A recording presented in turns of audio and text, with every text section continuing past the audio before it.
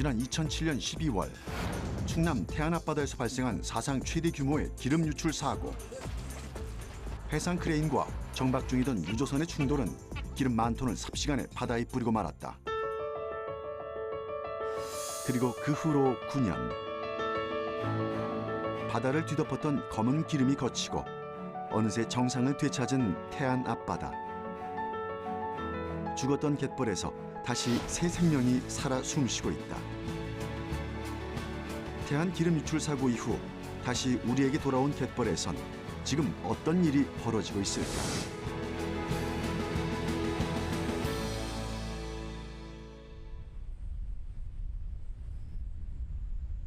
충남 태안에 위치한 곰섬 해변. 한적한 바다에선 몇몇의 사람들이 파도와 함께 해변을 걸으며 늦여름 바다의 정취를 한껏 느끼는 중이다.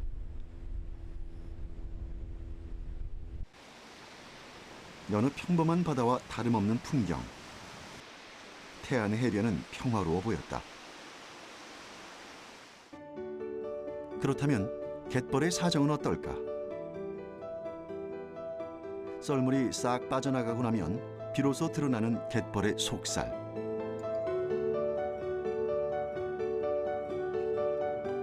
드넓은 갯벌에서 보이는 활발한 움직임. 갯벌 생물들의 활기찬 꿈틀거림은 분명 살아있는 갯벌의 모습이었다.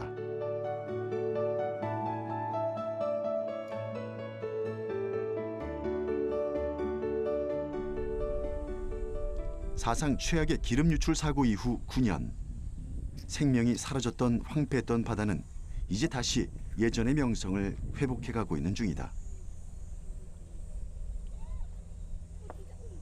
사고 이후 발길이 끊겼던 태안 갯벌엔 다시 관광객이 찾아왔고 예전처럼 갯벌 체험이 이루어지기도 한다. 이제 이곳에서 죽음의 이미지를 떠올리는 이들은 별로 없다. 뭐 태안이라고 하면은 그때 옛날에 그랬던 그런 이미지가 솔직히 있기는 한데 뭐 지금은 시간도 많이 지났고 해서 뭐 그렇게 크게 막 생각이 들지 않고 해서 그냥 아무 걱정 없이 왔어요. 기름 유출 사고 이후 123만 명의 자원봉사자와 전 국민의 관심 속에 바다에 뿌려진 검은 눈물은 서서히 거쳐갔고 무너진 갯벌 생태계가 회복되는데 20-30년은 걸릴 거라는 당초 전문가들의 예상을 깨고 빠르게 복원되고 있는 태안 앞바다.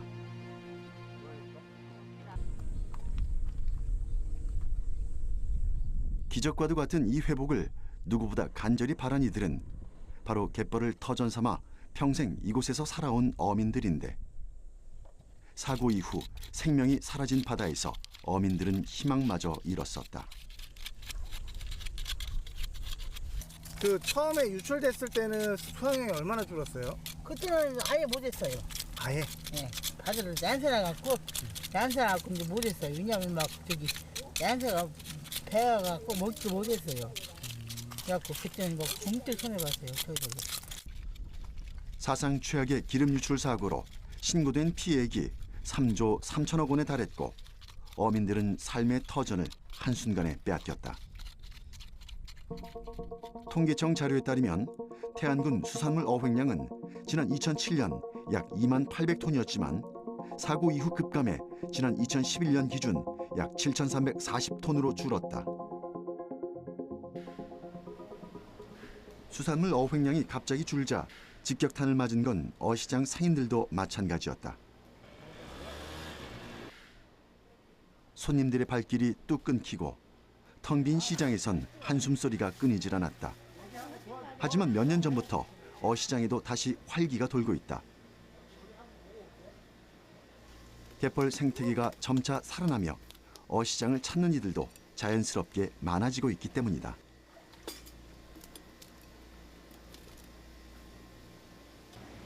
우리는 직접 상인을 만나 당시 상황을 들어보기로 했다. 한참 기름 유출됐을 때 그때는 어땠어요, 안하고가? 그때는 안하고가 잘 잡히지도 않았죠. 네, 아무래도 이제 기름 사고 때문에 모든 수산물 자체가 좀 마비 상태였기 때문에 이제 어민들도 많이 피해를 봤죠, 그때는. 태안군 전체를 마비시켜버린 한순간의 사고. 지금의 안정을 찾기까지 많은 이들의 눈물과 노력이 있었다. 그럼 뭐 예를 들어서 그때 사고 터지기 전이랑 네. 지금이랑 비교를 한다면 수치상으로 몇 퍼센트 정도 될까요? 100% 이상은 되죠. 거의 회복하고도 꾸준하게 손님들이 오시니까 뭐 한 300%? 300%요? 네. 사고 전에 비해 100% 이상 회복된 걸로 보인다는 상인. 하지만 폐류의 경우는 좀 다르다고 한다. 사실 서해 뻘에서는 조개 같은 경우도 많이 나오잖아요. 네, 그렇죠. 조개 상황은 어떤가요? 조개 같은 경우는 이제 해마다 느끼는 거지만 매년 줄고 있어요. 이제 국산 조개가 나오는 환경이나 이런 것들이 많이 양도 딸리고 그렇기 때문에 보통 수입을 많이 쓰는 편이에요. 다른 수산물에 비해 회복 속도가 더딘 폐류의 경우 사고 이전과 비교해 보면 현재도 약 17% 정도 감소세를 보이고 있는 상황이다. 그럼 여기서 태안 거는 어느 건가요? 태안은 지역에 나오는 조개는 아쉽게도 오늘은 없어요. 서해는 원래 조개가 많이 나는 지역이지만 현재는 상황이 많이 달라졌다. 15가지 조개 중 서해에서 캔 국산 조개는 맛조개와 키조개, 대합조개와 모시조개 4종류뿐. 나머지는 북한, 일본, 중국에서 들어온 수입산 조개다. 회복이 안 된 거네요. 회복이 되긴 했어도 그때 당시 이제 타격이 너무 컸기 때문에 국내산은 거의 많이 안 나온다고 보시면 되죠. 그러니까 예전 같은 경우는 해변가에서 많이들 들어가서 이제 체험 같은 거를 많이 하셨는데 요즘은 해변에 걸어 들어가서 잡을 수 있는 게 거의 없어요. 거의 배 타고 이제 들어가셔서 이제 뭐 바이텀이나 이런 데서 캐지 않는 이상은 뭐 근처에서는 이제 잡는 게 거의 불가능하시다고 보시면 되죠. 바다에서 나는 수산물은 어느 정도 회복이 됐지만 갯벌에서 나는 폐류는 아직도 회복이 덜 된 상태란 얘기. 그 이유에 대해 좀 더 자세히 알아보기로 했다. 아유, 안녕하세요. 네. 네, 반갑습니다. 평생 태안 갯벌에서 바지락을 캐며 생계를 꾸려왔다는 어민들은 예전에 비해 바지락 벌이가 매년 더 어려워지고 있다고 한다. 날이 갈수록 개체수가 줄어 똑같은 날을 일해도 잡을 수 있는 양이 같지 않다는 것이다. 그 요새 그 바지락이 얼마나 잡히시나요? 요즘요? 예. 요즘은 지금 한 가구당 할 수 있는 양이 한 70kg로 이렇게 해서 70kg씩 채우고 있습니다. 아 그럼 70kg면 얼만큼이에요? 많은 건가요? 많다고 볼 수 있죠. 아 하루에 약 70kg씩 한 가구당 캘 수 있는 정량을 꽉 채워 캐고 있지만 이는 과거에 비하면 절반 수준이다. 원래 이렇게 많이 잡혔나요? 원래 한 2005년도, 6년도 때는 많이 잡혔었어요. 한 가구당 한 110kg에서 막 140kg까지도 무난하게 했을 때니까. 근데 이제 그때 확 줄었다가 기름 유출 후에 확 줄어들었어요. 한 3, 4년 줄어서 이제 계속 그 복원을 한 뒤로 이제 한 3, 4년 지나서 이제 조금씩 더 양이 늘어나기 시작하더라고요. 사고 직후와 비교하면 많이 좋아지긴 했지만 갯벌의 회복 속도에 비해 사람들이 조개를 캐는 속도가 더 빠른 상태. 빠르게 줄어들고 있는 개체수를 보호해 갯벌이 완전히 회복되기 전까지 가구당 캘 수 있는 양을 예전의 절반 정도로 한계를 두고 있다. 보면 이렇게 빈 껍데기 친구들도 있네요. 예, 요즘은 그 날이 뜨겁고 고수온기잖아요. 그러면은 바지락들도 죽어요. 죽은 거 보시면 이런 데가 지금 몰려 있잖아요. 이런 데. 예. 갯벌 곳곳엔 죽어있는 바지락들이 무방비로 노출돼 있는 모습. 군데군데 폐사한 바지락의 양이 한눈에 보기에도 꽤 많아 보인다. 원인은 유례 없었던 살인적인 폭염. 바지락이 이렇게 고순위로 폐사됐다는 데가 없었거든요. 아니 그런 사례가 없었어요? 예, 없는 걸로 알고 있어요. 근데 최근 들어서 한 3년 전인가 4년 전부터인가가 고순 양식장 고순 피해가 나타나기 시작했죠. 계속되고 있는 기온 상승은 어패류에게는 그야말로 치명타. 해양수산부가 접수한 올해 어패류 집단 폐사는 전국적으로 138만 마리. 피해액은 22억 2천만 원으로 추산됐다. 9년 전 기름 유출 사고 이후 계속되고 있는 한반도의 이상 기온은 엎친 데 덮친 격으로 어패류들의 집단 폐사로까지 이어졌다. 과연 해결책은 없는 건지 국립수산과학원을 찾아가 얘기를 들어보기로 했다. 이곳에선 지난 2007년 유류 사고 이후 급격히 개체수가 감소한 바지락과 낙지 등 어패류의 자연 회복과 인공 회복 방법에 대한 다양한 연구와 함께 갯벌 생태계 복원 사업을 진행하고 있다. 갑작스런 변화를 맞은 태안 갯벌의 어패류는 여러 가지 요인이 겹쳐 자연적인 방법만으론 완전한 회복이 힘든 상황이다. 일단은 생산량이 감소한 데 대해서는 여러 가지 원인들이 많이 있겠죠. 뭐 기후 변화라든가 아니면은 뭐 올 여름 같이 이렇게 더운 뭐 온난화 이제 그런 현상도 있을 것이고, 그다음에 뭐 산업화가 진행이 되면서 연안이 이제 환경이 오염되는 거. 그다음 우리나라 서해안 같은 경우는 뭐 간척 사업으로 인해서 서식처를 많이 없애는 그런 것들, 이런 것들로 인해서 이제 지속적으로 쭉 이제 감소는 이루어지겠죠. 어패류의 개체수가 감소하는 것을 막기 위해선 인간의 인위적인 개입이 필요한 상황이다. 특히 지난 2007년 유류 사고 직후 30% 이상 폐사한 바지락은 다른 어류에 비해 회복 속도가 더딘 편. 이곳에선 바지락 생산성 향상을 위해 갯벌 조질 조사와 함께 바지락 종폐 연구를 진행하고 있다. 주기적으로 갯벌에서 바지락을 채취하고 종폐의 성숙 상태나 조직 분석, 위생적으로는 안전한지 검사한다. 알들이 성숙이 잘 돼 있어요. 그래서 한번 봐보실래요? 보시면 이렇게 동글동글하니 그 많이 있죠. 그게 지금 암컷인데요. 다 이제 성숙된 알들이에요. 그래서 저런 부분들이 이제 나중에 산란을 하게 되면 자연에 이제 유생으로 이제 퍼져 나가는 거죠. 알이 되게 많네요. 많죠. 이걸로 하면 아마 예. 지난 2007년 이후 9년간 꾸준히 모니터링해온 결과 종폐 성숙도나 안전성은 거의 완전한 상태. 앞으로 1, 2년 정도만 더 모니터링을 하면 되는 수준이다. 좀 걱정이 되시는 네. 분들이 있으시더라고요. 네, 아직까지 예. 기름이 남아 있을까?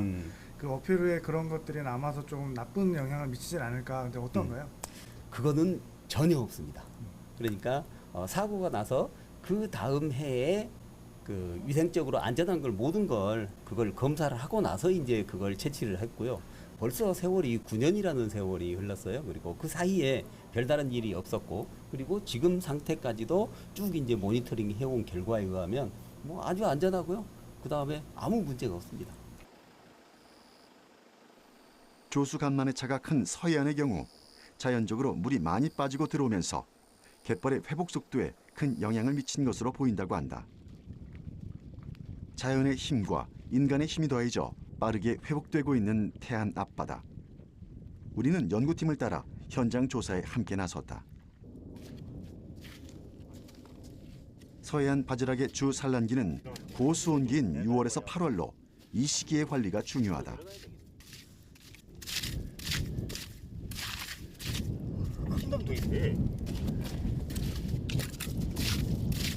예년에 비해서 요즘 같은 경우는 여름철에 이런 폭염이나 아니면 한겨울에 이제 강추위가 왔을 때 갯벌 생물들이 상당히 힘들죠.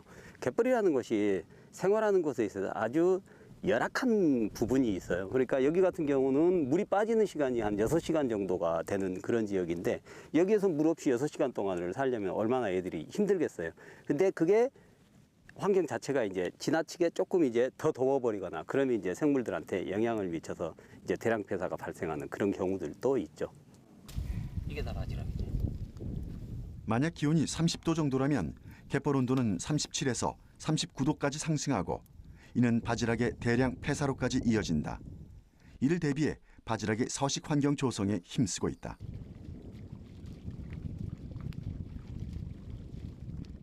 요즘 이제 서해안에서 하고 있는 일들은 이렇게 뻘만 있는 그런 그 바탕에다가 이렇게 굵은 모래를 집어넣어서 바지락을 자연적으로 증식시키는 일을 이제 하고 있습니다. 바지락의 자연 증식을 위한 연구뿐 아니라 박광재 박사 연구팀은 바지락과 마찬가지로 개체수가 급감한 낙지의 자연 증식을 위한 연구도 진행 중이다. 바로 이곳이 낙지 자연 종묘 발생장이다.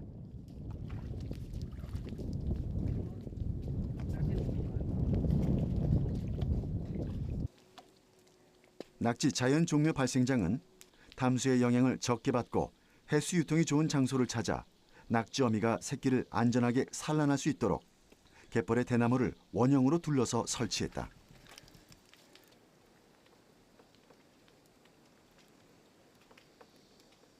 허베이 사고가 났잖아요. 유류 사고가 나고 나서 낙지가 2007년도에 1000톤이던 것이 2008년도에 300톤으로 줄어들었어요. 그러면 이게 유류가 어느 정도 그 오염이 정화가 되면서 환경이 이렇게 복원이 되니까 낙지도 늘어나야 될 거 아닙니까? 근데 지금도 300톤입니다. 그래서 이게 인위적인 노력을 하지 않고서는 자원량이 회복되기 어렵겠구나 생각을 해서 올해 이제 이 낙지 자연 발생장 사업을 시작을 한 거죠. 깊이 들어간다. 아이고, 아이고. 잡았다. 지금 막 갯벌에서 잡아올린 팔팔한 낙지. 크기도 제법 크고 힘도 좋다. 더딘 자연 복원을 인간의 개입으로 좀 더 빠르게 회복시키고 있다. 지금 상태는 어떤가요? 크기나 건강도나? 지금 이제 이거는 그 중낙지 정도 되거든요. 지금 아직 이제 산란이 안 이루어진 개체예요. 얘는. 그래서 지금 이제 한창 크고 있는 그런 형태로 보이네요. 근데 뭐 상태는 뭐 보시다시피 아주 좋잖아요. 갯벌에서 나는 것들을 잡으며 50여 년을 살아왔다는 성기봉 어민. 과거엔 낙지를 잡는 손맛이 꽤나 쏠쏠했다. 50년 전에는 어땠어요? 그때야 좋았지요. 그때는, 낙지가. 그때는 이런 거 안 가지고 다녀도 그냥 맨손 가지고 나서 저런데 그냥 쑤시면 낙지가 꿈틀꿈틀 들어있었어, 벌에.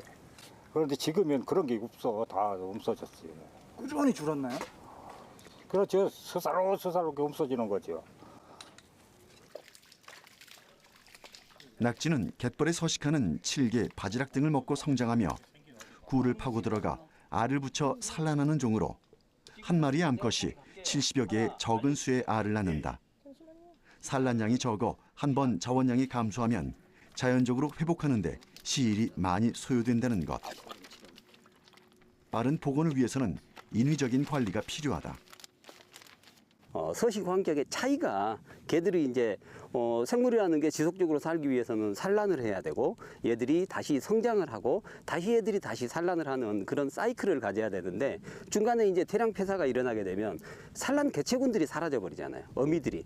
그러면 가만 놔두면은 이게 복원되려면 수십 년이 걸리지만 인위적으로 뭐 어미를 넣어준다거나 좀 더 생산량을 높이기 위한 노력들이 이루어지면은 뭐 10년 걸릴 게 뭐 3년, 4년 만에 이제 어느 정도 회복이 되겠죠. 연구소에선 낙지의 또 다른 연구를 진행 중이다. 갯벌에서 서식하는 낙지가 실내에서도 사육이 가능한지를 알아보는 것이다.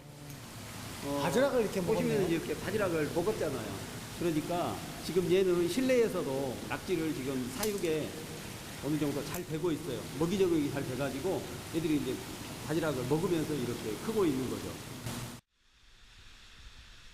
충남 지역 낙지 어획량은 기름 유출 사고 이전엔 약 1000톤이었으나 갯벌 생태계 복원이 이루어진 지금도 3분의 1 수준만 회복이 된 상태.